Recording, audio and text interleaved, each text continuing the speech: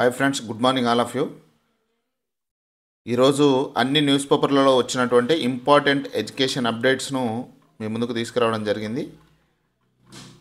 అన్ని న్యూస్ పేపర్లు చదివి మీకు ఈ వీడియో అందించడం జరుగుతుంది. దయచేసి మీరు ఒకసారి ఈ వీడియోకి అయితే లైక్ చేయండి. ఫస్ట్ మీరు లైక్ చేసిన తర్వాత వీడియోని అయితే చూడండి. ఇందులో ఫస్ట్ హెడ్డింగ్ చూస్తే ఆ కాలేజీల్లో కేటాయింపులపై రగడ.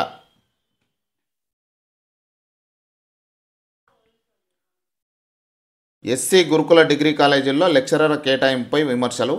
మూకుమ్మడిగా డిస్లొకేషన్పై వివాదం.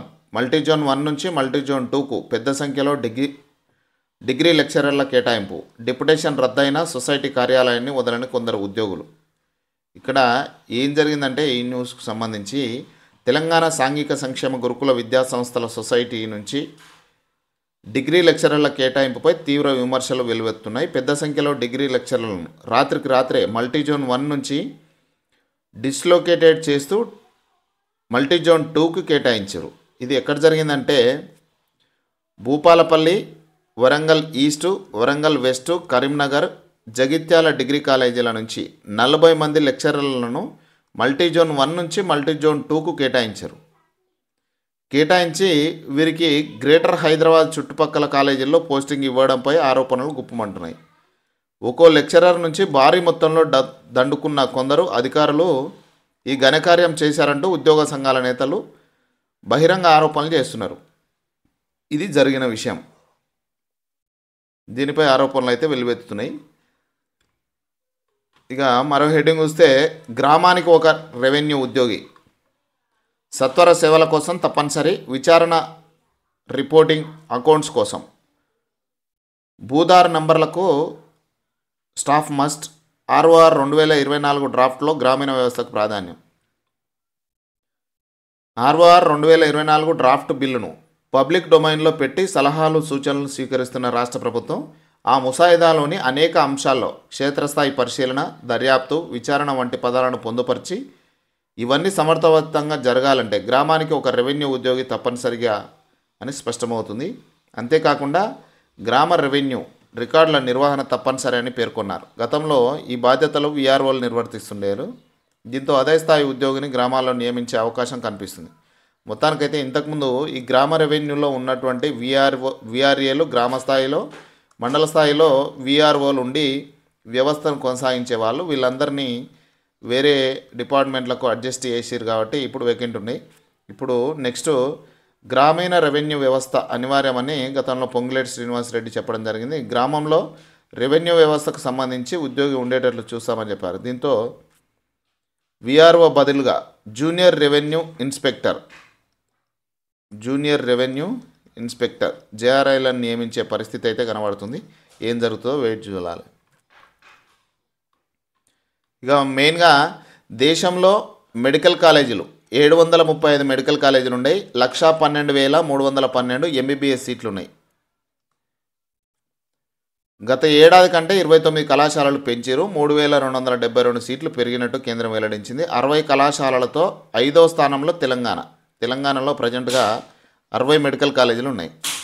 దీనికి సంబంధించి మనకు కొత్తగా అయితే 29 మెడికల్ కాలేజీలు ఏర్పాటైనాయి. అందులో 3,272 మెడికల్ సీట్లు, ఎంబీబీఎస్ సీట్లు అయితే కొత్తగా అందుబాటులోకి రానున్నాయి. మొత్తం దేశవ్యాప్తంగా 735 వైద్య కళాశాలలు, అందులో 112,312 సీట్లు అయితే అందుబాటులో ఉన్నాయి.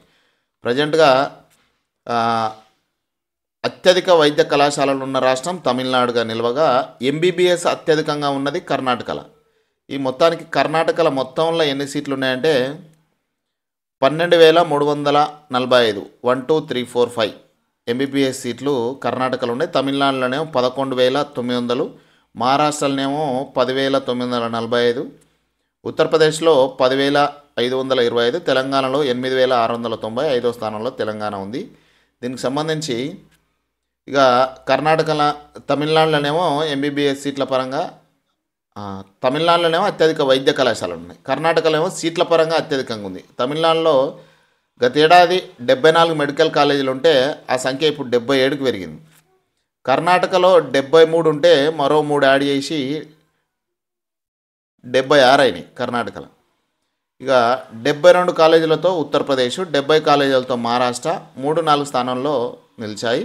గత ఏడాది ఆ రెండు రాష్ట్రాల్లో 68 కాలేజీల చొప్పున ఉండగా సమానంగా నిలిచాయి. ఈ ఏడాది వాటి స్థానాల్లో మార్పు వచ్చింది. నిరుడు 4వ స్థానంలో ఉన్న తెలంగాణ ఈ ఏడాది 5వ స్థానానికి పడిపోయింది. తెలంగాణలో గత ఏడాది 56 మెడికల్ కాలేజీలు ఉంటే వాటి సంఖ్య ఇప్పుడు 60కి పెరిగింది. గుజరాత్ 40, ఆంధ్రప్రదేశ్ 37, రాజస్థాన్ 37, పశ్చిమ బెంగాల్ 36, కేరళ 34, మధ్యప్రదేశ్ 28 కాలేజీలు ఉన్నాయి. 5 దక్షిణాది రాష్ట్రాల్లో అత్యధిక సీట్లు కాలేజీలు ఉన్నాయి. గత ఏడాది 270 కాలేజీలు ఉన్నాయి దక్షిణాది రాష్ట్రాల్లో. వాటి సంఖ్య ఇప్పుడు 281కి పెరిగింది.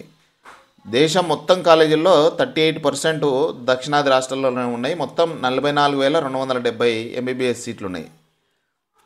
ఈ మొత్తం సీట్లలో 39% సీట్లు దక్షిణాది రాష్ట్రాల్లోనే ఉన్నాయనేది మనకి ఇక్కడ చూసుకోవచ్చు. ఇంకో హెడ్డింగ్ చూస్తే పాఠశాల స్థాయిలో పెరుగుతున్న బాలికల డ్రాప్అవుట్స్ 6 నుంచి 10 వరకు కొనసాగుతున్న వైనం. డిగ్రీ పీజీలో మాత్రం బాలుర కంటే బాలికల సంఖ్య ఎక్కువ. రాష్ట్రంలోని ప్రభుత్వ ప్రైవేటు పాఠశాలలో బాలికల డ్రాప్అవుట్స్ పెరుగుతున్నాయి. 1 నుంచి 5వ తరగతి వరకు చేరిన పిల్లల్లో 10వ తరగతి వరకు కొనసాగడం లేదు. వారిలో 6వ తరగతి నుంచి 10వ తరగతి వరకు డ్రాప్అవుట్స్ కొనసాగుతున్నాయి. 1వ తరగతిలో 10 మంది చేరితే 10వ తరగతి వరకు చదివేవారు 6 నుంచి 7 మంది మాత్రమే ఉంటారు. 1వ తరగతి నుంచి 5వ తరగతి వరకు ఇటు బాలురుల్లో బాలికల్లో కానీ డ్రాప్అవుట్స్ ఉండడం చాలా అరుదుగా ఉంటుండగా 6వ తరగతి నుంచి డ్రాప్అవుట్స్ క్రమంగా పెరుగుతున్నాయి. అది 9-10 తరగతులకు పెరుగుతుంది. రాష్ట్రంలోని గత 5 సంవత్సరాల్లో పాఠశాలలో చేరిన విద్యార్థుల ప్రవేశాలను పరిశీలిస్తే ఇక్కడ 2019-2020లో 1 నుంచి 5వ తరగతి వరకు 14,90,983 మంది ఉంటే 6 నుంచి 8 తరగతులకు వచ్చే వరకు 8,37,755, 9-10 తరగతులకు వచ్చే వరకు 5,34,684. ఇది 2019-20 సంవత్సరానికి సంబంధించి. ఇక్కడ 2020-21లో 1 నుంచి 5వ తరగతి చూస్తే 14,49,369 మంది, 6 నుంచి 8 తరగతులకు వచ్చే వరకు 8,66,000 మంది, 9-10 తరగతులకు వచ్చే వరకు 5,45,000 మంది బాలికలు ఉన్నారు. ఇంకా 2021-22 సంవత్సరంలో 1 నుంచి 5 సంవత్సరాల వరకు 14,03,000 మంది బాలికలు ఉంటే వారిలో 6 నుంచి 8 తరగతుల వరకు 8,58,000 మంది ఉంటారు. ఇక 9-10 తరగతిలో చూసుకుంటే 5,45,000 మంది మిగులుతురు. 2022-23 విద్యా సంవత్సరంలో 1 నుంచి 5వ తరగతికి 13,99,876 మంది ఉంటే 6-8 తరగతిలో 8,56,000, 9వ తరగతిలో 9-10 తరగతిలో 5,29,465. 23-24 విద్యా సంవత్సరంలో 1 నుంచి 5వ తరగతి వరకు 14,22,000 ఉండరు. 6-8 తరగతుల్లో 8,82,939 మంది ఉండరు. 9-10 తరగతుల్లో 5,40,901 మంది ఉండరు. ఇక 1వ తరగతిలో చేరిన విద్యార్థులందరూ 10వ తరగతి వరకు కొనసాగడం లేదు. ఇక ఉన్నత విద్య వరకు వస్తే అంటే డిగ్రీ పీజీ కోర్సుల్లో చేరుతున్న వారిలో బాలుర కంటే బాలికలే ఎక్కువ ఉంటున్నారు. బీఈడీ వంటి కోర్సుల్లో అయితే సుమారు 80% వరకు మహిళలే ఉంటున్నారు. పీజీలో చేరే వారిలో కూడా బాలుర కంటే బాలికలే ఎక్కువగా ఉంటున్నారు. ఇక 13 నుంచి ఓయూ దూర విద్య పీజీ పరీక్షలు. ఉస్మానియా యూనివర్సిటీ డిస్టెన్స్ ఎడ్యుకేషన్లో 13 నుంచి ప్రారంభం కానున్నాయి. ఈ ఎగ్జామ్లకు హాజరయ్యే విద్యార్థులు హాల్ టికెట్లను అఫీషియల్ వెబ్సైట్ నుంచి డౌన్లోడ్ చేసుకోవాలి. యాక్చువల్లీ గత నెల జూలైలో ఎంఏ, ఎంకామ్, ఎంఎస్సి, పీజీ కోర్సుల పరీక్షలు డిఎస్సి పరీక్షలు ఉన్నందుకు వాయిదా వేశారు. యాక్చువల్లీ లాస్ట్ మంత్ జరగాల్సి ఉండే అవి ఈ డిఎస్సి ఎగ్జామ్స్ ఉన్నందుకు వాటిని పోస్ట్ పోన్ చేశారు. అది ఈ నెల 13 నుంచి స్టార్ట్ కాబోతుంది. అగ్రికల్చర్ డిగ్రీ కాలేజీల్లో అడ్మిషన్లు షురు. మహాత్మా జ్యోతిబా పూలే తెలంగాణ వెనుకబడిన తరగతుల సంక్షేమ వ్యవసాయ మహిళా డిగ్రీ కళాశాలలు ఇంటర్ ఫస్ట్ ఇయర్లో అడ్మిషన్ల కోసం అప్లికేషన్లు ఈ నెల 12 నుంచి అందుబాటులో ఉంటాయని సైదులు తెలియజేయడం జరిగింది.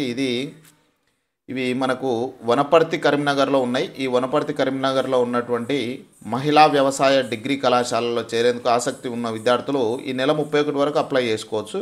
ఇక్కడ ఇచ్చినటువంటి వెబ్సైట్లో mjptbcwreis.telangana.gov.in అనే వెబ్సైట్లో ఈ నెల 31 తారీఖు వరకు అప్లికేషన్ చేసుకోవచ్చు. ఎవరైనా అప్లై చేసుకోవాలనుకుంటే అప్లై చేసుకోండి.